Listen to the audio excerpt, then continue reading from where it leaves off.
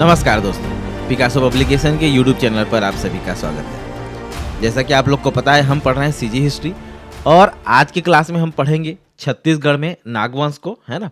दो भागों में बांटकर इन नागवंश को पढ़ेंगे, कवर्धा के फड़ी नागवंश और बस्तर के छिंदक नागवंश, है ना। और ये जो क्लास होगी छत्तीसगढ़ का समग्र इतिहास वॉल्यूम 3, जो कि पिकासो पब्लिकेशन की किताब है, जिसे डॉक्टर एस.टी. चौबे और नीलेश सिंह ने लिखा है। तो इसका ही सारांशित रूप हम आगे पढ़ने वाले हैं, है ना। इसी पर आधारित होगी, इसी किताब पर आधारित होगी हमारी क्लास। आइए बढ़ते हैं और जानते हैं छत्तीसगढ़ में नागवंश, उनके शासनकाल को, उनके प्रमुख स्थापत्य को, उनके द्वारा किए गए निर्माण कार्यों को, है ना। आइए समझते हैं छत्तीसगढ़ के नागवंश को। छत्तीसगढ़ के नागवंश को हम दो भागों में बांटकर समझेंगे। पहला है बस कवर्धा के फड़ी नागवंश और बस्तर के छिंदक नागवंश, है ना। कवर्धा के फड़ी नागवंश की बात करें तो 10वीं शताब्दी में जो है छत्तीसगढ़ के कवर्धा क्षेत्र में नागवंश की सत्ता जो है स्थापित हुई, है ना, जिसे फड़ी नागवंश कहा गया। फड़ी नागवंश रतनपुर के कलचुरियों की प्रभुसत्ता स्वीकार करते थे तथा इनके कुछ राजाओं के द्वारा अपने अभिलेखों में कलचुरी संवत का प्रयोग किया गया था, है ना।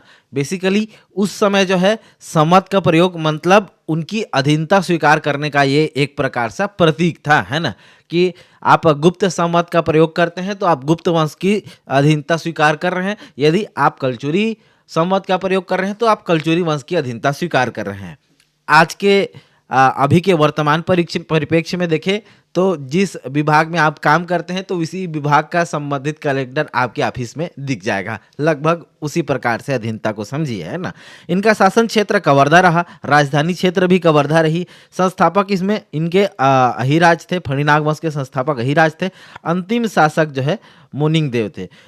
मूलतः आपको ना प्रथम संस्थापक अहिराज और अंतिम संस्थापक मोनिंग देव, है ना, इन दोनों के बीच में जो है प्रमुख शासकों का हम अध्ययन करेंगे और ये दोनों चीज़ें आपको याद रहनी चाहिए, है ना। इनके बारे में जानकारी के स्रोत जो है मड़वा के शिलालेख, मड़वा महल के, भोरम देव मंदिर, छपरी प्रतिमा लेख, पचराही पुरातात्विक अवशेष, भोरम देव मंदिर है, इनके द्वारा बनाया गया। किनके द्वारा? गोपाल देव के द्वारा। मड़वा महल रामचंद्र देव के द्वारा बनाया गया। रामचंद्र देव वही जिन्होंने अपने पुत्र ब्रह्मदेव के नाम पर क्या बसाया था? रायपुर बसाया था। छेर का महल भी रामचंद्र द्वारा बनाया गया था। आगे बढ़ते हैं। अहिराज इस वंश के जो है संस्थापक प्रौढ़ पुरुष कहना चाहिए इनको, है ना। तो इन्होंने जो है इस वंश का स्थापना की, किसका? फड़ी नागवंश का, और इन्हें इनके संस्थापक के रूप में जाना जाता है। अगले मूलतः जो पहले संस्थापक शासक होते हैं उनका कोई उतना ज़्यादा उल्लेखनीय कार्य नहीं होता।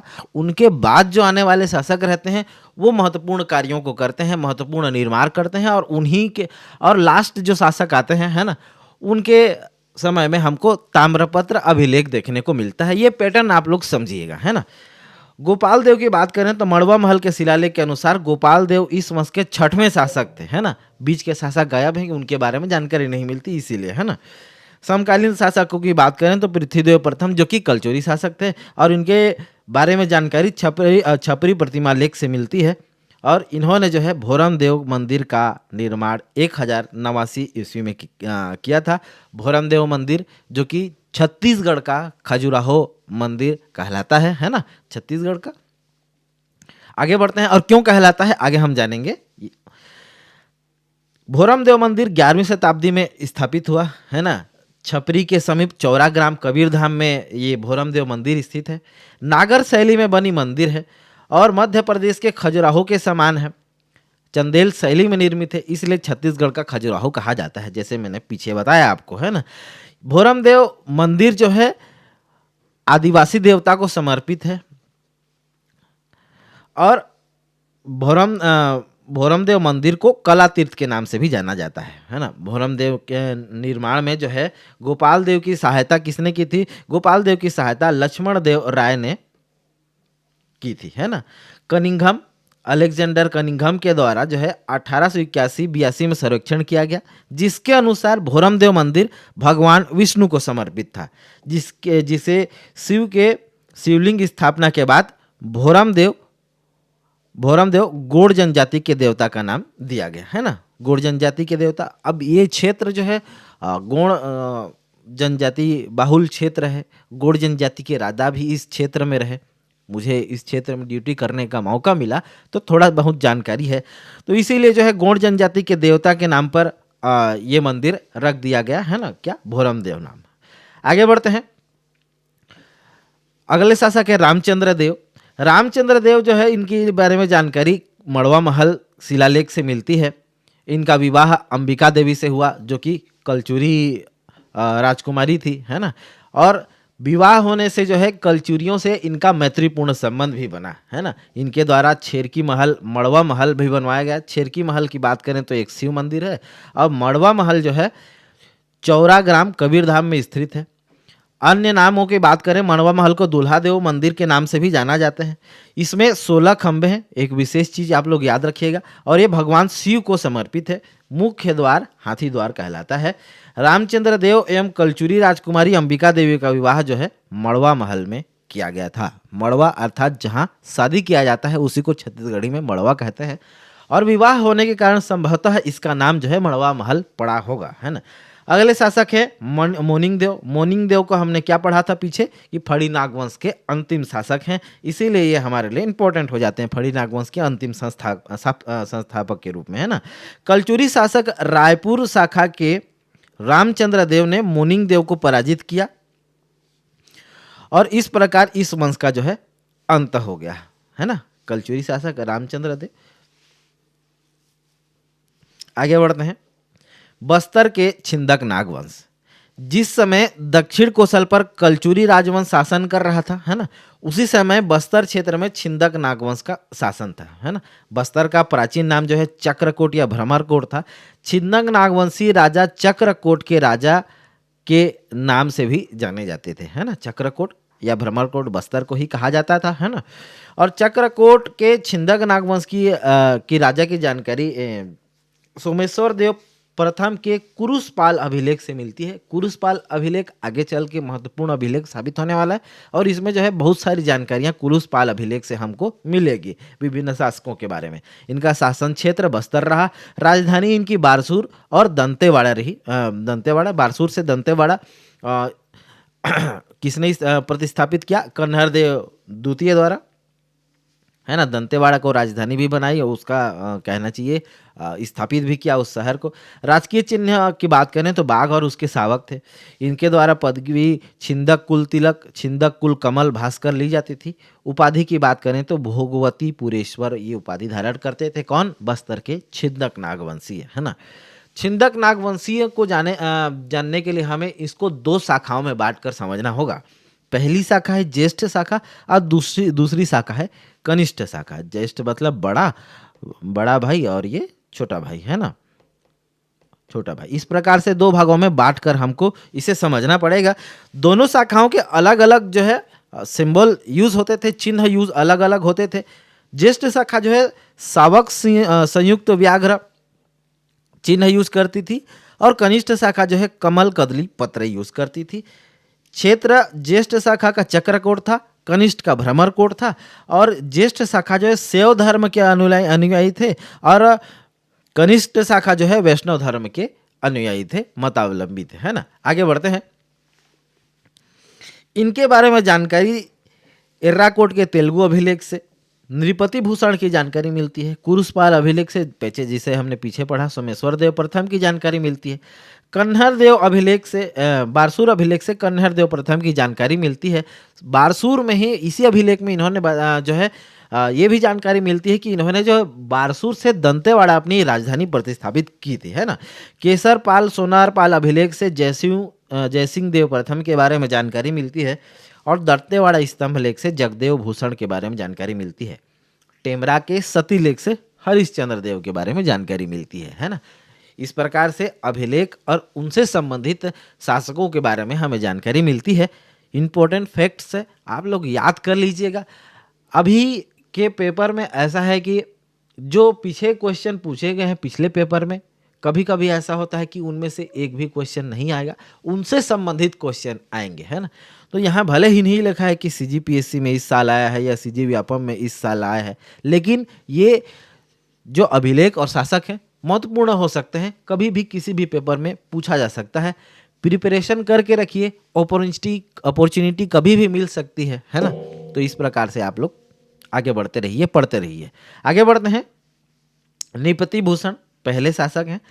छिंदक नागवंशीय के जो है ये संस्थापक थे नृपति भूषण, है ना। और उनको जो है उन्होंने उपाधि धारण की थी चक्रकोट का स्वामी नाम से, है ना। जानकारी की स्रोत पीछे हमने पढ़ा, है ना। चोल शासक राजेंद्र चोल ने चक्रकोट को जीत लिया था। इसके पश्चात जो है नृपति भूषण ने राजेंद्र प्रथम के साथ बस्तर आए और यहीं रहकर छिंदक नागवंश की स्थापना की। इसके बाद अगले शासक है जगत देव भूषण धारावर्ष। इनकी राजधानी बारसूर थी। उपाधि इनकी थी राजभूषण जगदेव भूषण और इनके सामंत थे चंद्रादित्य, है ना। चंद्रादित्य ने ही जो है चंद्रादितेश्वर शिव मंदिर और चंद्रादितेश्वर सरोवर का निर्माण कराया था और इसकी जानकारी जो है बारसूर शिलालेख से मिलती है ना। आगे बढ़ते हैं। बारसूर में इन्होंने जो है छोटे बड़े 147 मंदिर एवं तालाब बनवाए थे, इसीलिए बारसूर को मंदिरों एवं तालाबों की नगरी कहा जाता है। सिमिलरली रतनपुर को भी तालाबों की नगरी कहा जाता है, तालाबों की नगरी कहा जाता है, ठीक है। आगे बढ़ते हैं। चंद्रादितेश्वर मंदिर को जो है बस्तर का खजुराहो के रूप से जाना जाता है। असल में खजुराहो के समान तो जो है पीछे जो हमने पढ़ा भोरमदेव में नागर शैली के समान तो बड़ी ही थी, लेकिन जो बाह्य भित्ति में जो चित्रों का प्रयोग किया जाता है ना, वो सेम सिमिलर चित्र जो है रचनाएं जो है इन मंदिरों में भी की थी, इसीलिए इनको क्या है खजुराहो की संज्ञा दी जाती है। प्रमुख मंदिरों में यहाँ के मामा भांजा मंदिर और गणेश प्रतिमा इत्यादि हैं, है ना। ढोलकल गणेश्वर आप लोग देख रहे होंगे, तो इस प्रकार से ढोलकल गणेश का जो है निर्माण किया रहा होगा दक्षिण कहता हूँ बस्तर क्षेत्र में। जगदेव भूषण धारावर्ष की अधिक आयु होने के कारण उसका पुत्र सोमेश्वर प्रथम की बाल्यावस्था होने के कारण कुछ समय तक जो है 1061 से 64 तक धारावर्ष की बहन जो है मासक देवी ने शासन किया था। अगले शासक है मधुरांतक देव। मधुरांतक देव के बारे में जानकारी राजपुर ताम्रपत्र से मिलती है और इन्होंने राजधानी परिवर्तन जो है बस्तर से राजपुर कर दिया था, है ना। ये जो है भगवान शिव को मानते थे, शैव धर्म के मतावलंबी थे और मधुर मंडल एवं भ्रमरकोट के सत्ताधारी के नाम से जाने जाते थे। कनिष्ठ शाखा से बिलोंग करते थे। इन्होंने मणिकेश्वरी देवी में नर बलि हेतु राजपुर नामक गांव दान में दिया और राजपुर ताम्रपत्र में पहली बार जो है नरबली प्रथा का उल्लेख मिलता है ना, जो इन्हीं के द्वारा किया गया था। क्या नरबली प्रथा पहली बार शुरू किया गया था कहाँ? दंतेश्वरी मंदिर में। किसके द्वारा? मधुरांतक देव के द्वारा, है ना। आगे बढ़ते हैं। सोमेश्वर प्रथम, है ना। सोमेश्वर प्रथम का जो है कहना चाहिए कि शासनकाल जो है समृद्धपूर्ण रहा, गौरवशाली रहा, तो ये हमारे लिए महत्वपूर्ण शासक है। आइए इनके बारे में जानते हैं, है ना। सोमेश्वर देव प्रथम के बारे में जानकारी जो है कुरुसपाल अभिलेख से मिलती है और कुरुसपाल अभिलेख से बहुत ही महत्वपूर्ण बहुत सारी जानकारियां मिलती हैं। कुरुसपाल अभिलेख से एक जानकारी ये वहाँ लिखी ये थी कि निहत्य वीरो मधुरांतकम नृपम महाबलस्तम मधुरा मिरणे, है ना। जिस प्रकार से नारायण ने मधुर तथा अन्य दैत्यों का वध किया था, उसी तरह सोमेश्वर ने युद्ध में महाबली मधुरांतक का वध किया था, है ना। ये लिखा कहाँ है? कुरुसपाल अभिलेख से। इन्होंने जो है भोगवतीपुर को जो है दंतेवाड़ा चक्रकोट को अपनी राजधानी बनाई। परम भट्टारक महाराजा धीराज परम परमेश्वर की जो है ये उपाधि धारण करते थे और इनकी माता गुंड महादेवी हैं। ये आगे चल के कहना चाहिए कि रणनीतिक रूप से महत्वपूर्ण स्थान रखती हैं इतिहास में। इसको हम आगे पढ़ेंगे। किनको? गुंड महादेवी को। इनकी पत्नी थी कौन? गंगा महादेवी, है ना। गंगा महादेवी के अलावा सोलम महादेवी और धारण महादेवी, 3 इनकी पत्नियां थी। सेनापति थे इनके यशोराज प्रथम। अब राजा इंपॉर्टेंट है, उनका शासन गौरवशाली रहा, तो उसमें मुख्य हाथ उनके सेनापति का भी रहा होगा, तो इसीलिए यशोराज प्रथम को भी आप लोग याद रखिएगा। इनके द्वारा सिक्के जो है बिलासपुर से प्राप्त होते हैं। स्वर्ण के सिक्के जानकारी कुरुषपाल अभिलेख से और नारायणपाल अभिलेख से मिलती है। नारायणपाल अभिलेख किसके द्वारा? गुंड महादेवी, जो कि इनकी माता थी। कुरुषपाल अभिलेख की लिपि की बात करें तो नागरी लिपि में ये अभिलेख लिखा हुआ है। भाषा इसकी संस्कृत है। कुल पंक्तियां 39 हैं। इस अभिलेख में 20वीं पंक्ति में लिखा है कि सोमेश्वर प्रथम ने सेनापति यशोराज प्रथम के नेतृत्व में दक्षिण कोसल के 6,96,000 गांवों पर अधिकार कर लिया था। अधिकार जब आपने किया है तो ये असंतोष का कारण बनेगा और असंतोष आगे चलकर इनके मृत्यु का कारण बनेगा। आगे देखेंगे हम, है ना। इनके अभिलेख के अनुसार जो है उड़ू, वेडिंग, लेमड़ा, राजी, रतनपुर, है ना, इन सब राजाओं से युद्ध किया। इनके युद्धाभियान के बारे में, विजय अभियान के बारे में आगे पढ़ेंगे। उड्र विजय में इन्होंने किसको हराया? उद्योत केसरी महाभवगुप्त चतुर्थ को हराया और वे वहीं शहीद हो गया। कौन? महाभवगुप्त चतुर्थ, है ना, उद्योत केसरी। वेंगी के शासक वीरचोड़ को 2 बार परास्त किया, 1078 से 1084, 1089 से 1092, है ना। लेमड़ा वर्तमान में जो है बलौदा बाजार को कहा जाता है और कुरुषपाल के 15वें श्लोक में लेमड़ा का उत्कीर्ण है ना। छत्तीसगढ़ के रायपुर जिले बलौदा बाजार में ये स्थित है लेमड़ा, है ना। वर्तमान में, प्राचीन काल में इसको यही कहा जाता है। लांजी विजय अभियान के बारे में हम जाने तो ये जो है बालाघाट जिले में स्थित है लांजी।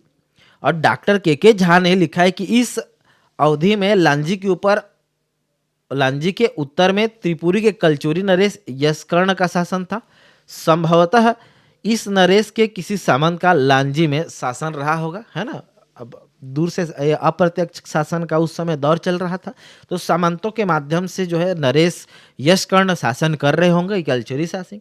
और इनको जाके किसने हराया था? सोमेश्वर प्रथम ने। इसके अलावा रतनपुर विजय, जिसमें पृथ्वीदेव प्रथम को हराया। वज्र अर्थात कुरुषपाल वज्र की पहचान जो है बैरागढ़ से कुरुषपाल के 19वें श्लोक में लिखा है। भद्रपत्तन विजय, भद्रपत्तन का उल्लेख जो है 19वें श्लोक में भद्रपत्तन का उल्लेख मिलता है और वर्तमान में भांडक को भद्रपत्तन के नाम से जाना जाता है। कोसल विजय, सोमेश्वर के कुरुषपाल से ही कोसल का उल्लेख 2 बार हुआ है। पहली बार रतनपुर अभियान में और दूसरी बार जो है 6,96,000 ग्रामों पर अधिकार के संदर्भ में। छोटी मोटी ये अधिकार नहीं था, बहुत बड़ा अधिकार था। तो असंतोष भी बड़ी मात्रा में रहा होगा और विद्रोह क्या, ये दोस्तों शासन जो है एक प्रकार से रणनीति, कूटनीति और दूरदर्शिता का कहना चाहिए कि एक मिला जुला रूप है और यही आपको बेहतर शासक बनाती है। और इन तीनों पर आपने पकड़ पा लिया तो आप एक बेहतर शासक बनेंगे, है ना। लेकिन शासन में आप देखेंगे कि पहले सूझबूझ समझ के साथ शासन चलाया जाता है और एक स्थिति के बाद हर शासक में जो है ईगो की भावना आ जाती है।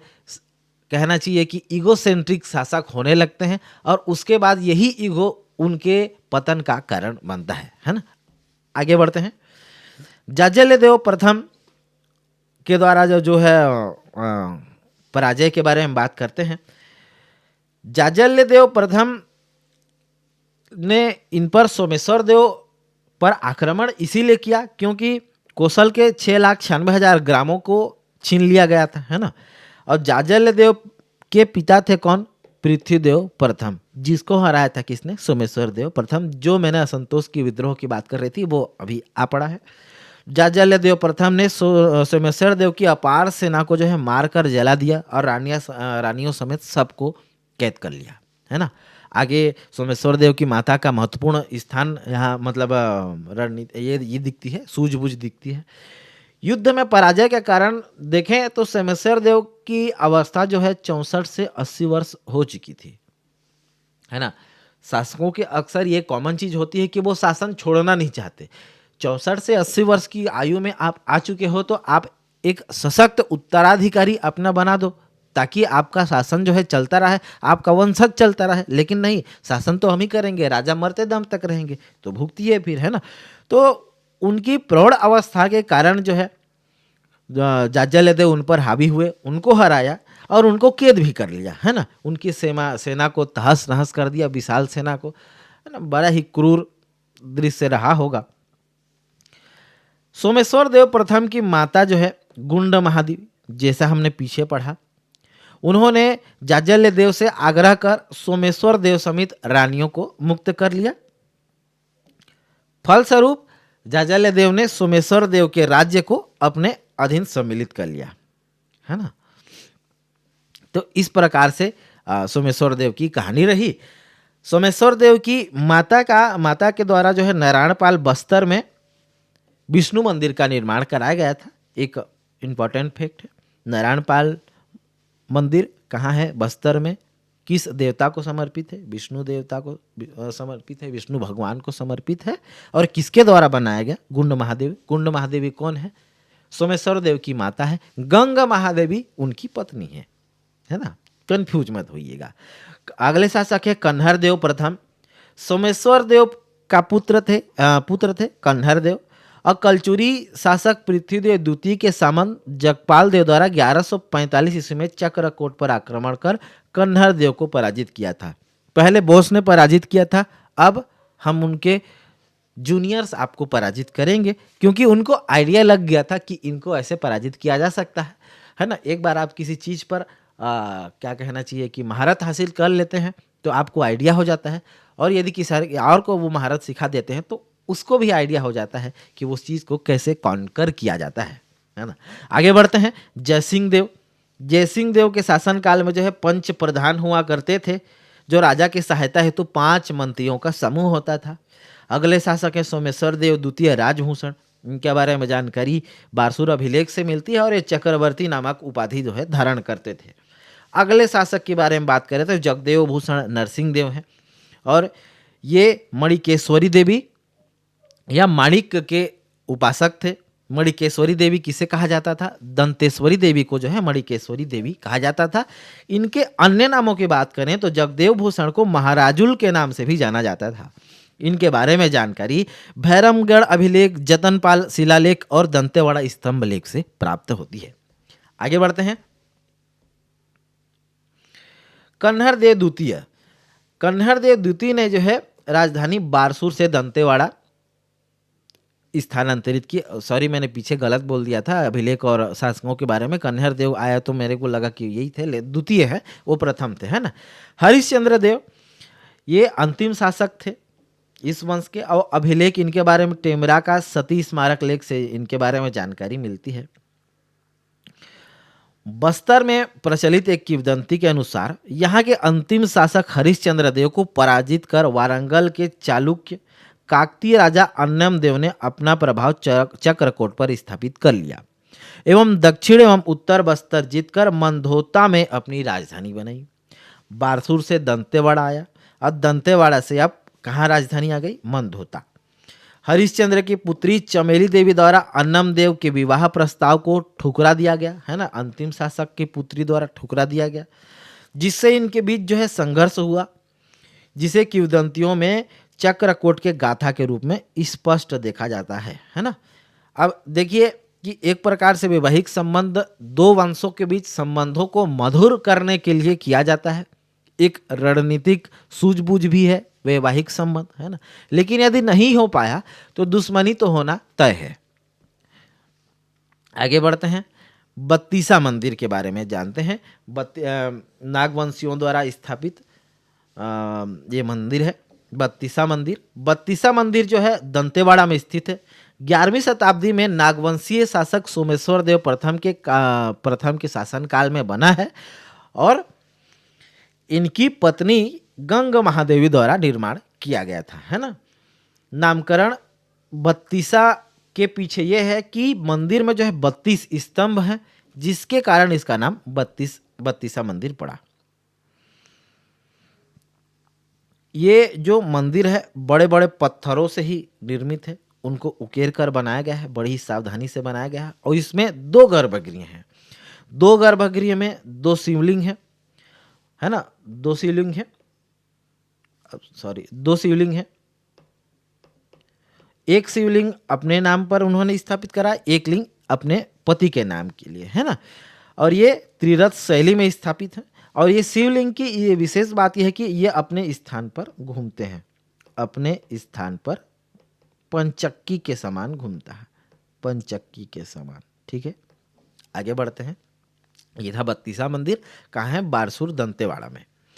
चंद्रादित्य मंदिर, चंद्रादित्य किसने बनवाया था? चंद्रादित्य मंदिर, चंद्रादित्य जो कि सामंत थे, है ना, किसके? नागवंशी धारावर्ष के, है ना। कभी कभी जो सामंत हैं, सेनापति हैं, उन्होंने भी विशेष कार्य, उल्लेखनीय कार्य किया है शासकों के शासनकाल में। तो उन्हीं में से एक है चंद्रादित्य, जो कि धारावर्ष महामंडलेश्वर के सामंत थे, धारावर्ष के सामंत थे महामंडलेश्वर चंद्रादित्य। और इस मंदिर के गर्भगृह में जो है शिवलिंग स्थापित किया गया है। कामुक आकृतियां बनाई गई है। असल में जो है एक हिस्से में उस दौर की कामुक मूर्तियों को देखने को मिलती है, मंदिर के एक हिस्से में, जो प्राचीन खजुराहो मंदिर के समान है, इसलिए इसे बस्तर का खजुराहो मंदिर कहा जाता है ना। कामुक आरतियां असल में जो है इसलिए भी बनाई जाती थी ताकि उनको देखकर पवित्र स्थान में प्रवेश करते समय आप अपनी सारी कामुक भावनाओं को मंदिर के बाहर में त्याग दें और पूर्णतः पवित्रता के साथ मंदिर के अंदर प्रवेश करें। ऐसा इसके पीछे एक थॉट है, इन आकृतियों को बनाने के पीछे। और इसी के चलते जो है ये बस्तर का खजुराहो कहा जाता था चंद्रादित्य मंदिर को। इसकी विशेषता की बात करें तो मंदिर एक ऊंचे चबूतरे पर स्थित है, पंचरथ स्थापत्य योजना का अनुसरण करता है ना। और इसके गर्भगृह और उसके सामने एक चौकोर स्तंभों वाला मंडप है ना। दक्षिण भारत में भी मंडप होता है मंदिर के आगे में, उसको क्या कहते हैं कमेंट बॉक्स में बताइएगा। आगे हैं कांकेर के सोमवंश। कांकेर क्षेत्र पर शासन करने वाला एक प्राचीन राजवंश था। कांकेर और उसके आसपास के स्थानों में इस वंश के बारे में जानकारी मिलती है। सोमवंशीय शासक भानुदेव का अभिलेख कांकेर से प्राप्त होता है ना। भानुदेव जो है कांकेर कांकेर शाखा के जो है अंतिम शासक थे। और इन्हीं से जो है इसके शासकों के बारे में जानकारी मिलती है। कांकेर के सोमवंश को हम कल पढ़ेंगे और कल हम मध्यकालीन इतिहास का अंत करेंगे। कल अंत करने के बाद परसों से हम छत्तीसगढ़ का आधुनिक काल का इतिहास शुरू करेंगे, है ना। आज के लिए बस इतना ही, एक बार रिवाइज कर लेते हैं। आज हमने दोस्तों क्या पढ़ा? छत्तीसगढ़ में नागवंश को पढ़ा, किस प्रकार से नागवंशों का शासन रहा, है ना। तो आइए देखते हैं, एक बार रिवाइज कर लेते हैं। नागवंशों को दो भागों में हमने बांटकर पढ़ा, कवर्धा के फड़ी नागवंश और बस्तर के छिंदक नागवंश। इनके बारे में जो है अभिलेखों के बारे में पढ़ा, शिलालेख के बारे में पढ़ा, है ना, महत्वपूर्ण निर्माण कार्यों के बारे में पढ़ा, भोरमदेव मंदिर के बारे में जाना, किस प्रकार से छत्तीसगढ़ का इसे खजुराहो कहा जाता है, इसका नाम जाना, इसे कलातीर्थ कहा जाता है। रामचंद्र देव के बारे में जाना, उनके द्वारा निर्माण किए गए छेरकी महल, मलवा महल के बारे में जाना। इसके पश्चात हमने बस्तर के छिंदक नागवंशी के बारे में पढ़ा कि किस प्रकार उन्हें ज्येष्ठ शाखा कनिष्ठ शाखा में बांट कर माने याद रखा जा सकता है ना। इसके बाद बारसूर अभिलेख, यहाँ पर एक मिस्टेक हुआ था, कन्हरदेव प्रथम, है ना, कन्हरदेव द्वितीय ने जो है बारसूर से दंतेवाड़ा स्थापित की थी अपनी राजधानी। बारसूर अभिलेख किसने लिखा, किसके जानकारी मिलती है? कन्हरदेव प्रथम के बारे में जानकारी मिलती है। नृपति भूषण के बारे में जाना, किस प्रकार से राजेंद्र चोल ने चक्रकोट को जीता, चोल शासक, है ना, और छिंदक नागवंश की स्थापना की। इस प्रकार से हम विजय अभियानों के बारे में जाना, लांजी विजय, रतनपुर विजय, जाजल देव जारा, किस प्रकार से सोमेश्वर देव प्रथम को हराया गया, इसके बारे में हमने पढ़ा। इसके बाद हमने हरिश्चंद्र देव के बारे में पढ़ा, किस वो अंतिम शासक रहे हैं छिंदक नागवंशियों के।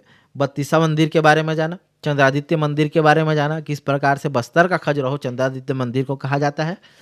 और अंत में हमने एक ओवरव्यू लिया कांकेर के सोमवंशियों के बारे में। आज के लिए बस इतना ही, कल फिर मिलेंगे एक नए अध्याय के साथ।